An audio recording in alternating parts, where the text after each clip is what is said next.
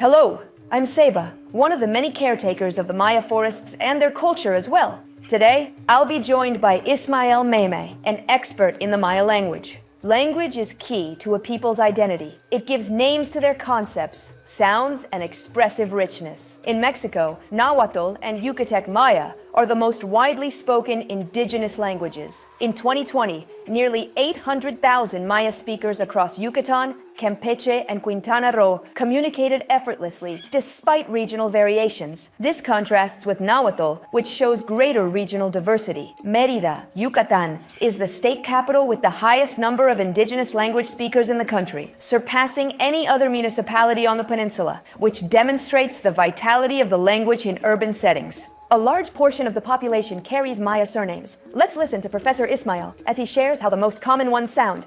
Mai, Chi, Ol, Pech, Ku, Kob, Itzul. Place names also reveal the Maya language. For example, Tsibil Chaltung, means place where there is writing on the stones, referring to an archaeological site. Oshkutskab, Means place of Ramon, tobacco, and honey, the name of a municipality with a strong agricultural tradition. Because Maya is an oral language, it presents interesting regional variations. There are different words for the same concept. For instance, Hu, Itol, both mean iguana, or a single word may have different meanings. Chihil, Can mean to grow or to age. Even verb conjugations vary by region. For example, to say that something broke, one might say Aschahi, or Aslahi. Despite this multiplicity of forms, communication in Maya flows naturally, and all variants are valid, enriching the language. Originally, Maya writing was ideographic, syllabic, and phonetic. Some glyphs can still be seen on pre-Hispanic structures. Today, however, the Latin alphabet is used. The most recent agreement on standardizing its alphabetic writing was reached in 2014, introducing changes such as TZ por TS para Ts. DZ por TS apóstrofo para Ts. C por K para K. Y K por K apóstrofo para K. Still, various spellings coexist, and none are considered wrong. The Maya language offers a unique worldview, very different from European languages. Its vocabulary is especially rich in words related to the natural environment, including detailed classifications of soils, plant growth stages, and even types of ants. This deep connection with nature is reflected in the way things are conceptualized. As Professor May explains, Ukapche, literally means the hand or arm of the tree and refers to branches. Uyichche, Means the eye of the tree, referring to the fruit, an expression of the profound bond between language and nature. Unlike Spanish, which uses universal counting units, Maya employs over 100 numerical classifiers that vary depending on what is being counted. For people and animals, the classifier is Tul, so one person is. Juntul Mak. For plants, the classifier is Kul, so one avocado tree is. Junkul Ong.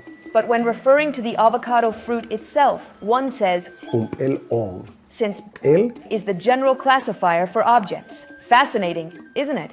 Some Maya words, especially verbs, have no direct translation into Spanish. For instance, the word Hodge. specifically refers to the act of harvesting corn. Many native plants and animals retained their Maya names, while introduced species adopted new ones. For example, Tsimin, originally meant tapir, but came to mean horse due to their resemblance. Later, Tsiminkak, fire horse tapir was coined to describe trains, showing the language's creativity and adaptability. Translating literally from Spanish into Maya is not the same as thinking in Maya. For example, the concept of day differs in Maya culture. Asking for the translation of good morning might result in a forced or literal adaptation, since the division of the day into morning, afternoon, and night does not always apply. That's why it's better to ask, when you meet each other, how do you greet? Some greetings are, Bishabel, or how is your path, which is used in a broad sense to talk about your journey or way.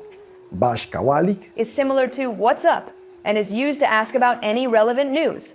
Bashkumanukin, Literally means what happens in the day, is used to ask about the events of daily life. The decline of the Maya language has many causes, including reduced intergenerational transmission, influenced by the discrimination faced by its speakers. Colonial inequities reshaped Maya culture and language, an impact that persists to this day. To preserve the Maya language, it is essential that speakers continue using it, valuing its regional variations as signs of vitality and creativity. Those wishing to learn to read and write Maya can take advantage of institutions like UNAM or YD, which offer courses. Technology and social media can also help promote written communication, even without perfect spelling, since the alphabet is similar to Spanish. Literary training is available at the Maya Language Writer School of the Yucatan Center for the Arts. For those with family members who speak Maya, their knowledge is an invaluable resource. The best way to learn is through conversation with speakers of all ages, recognizing that there's no single correct version, but a wide range of expressions.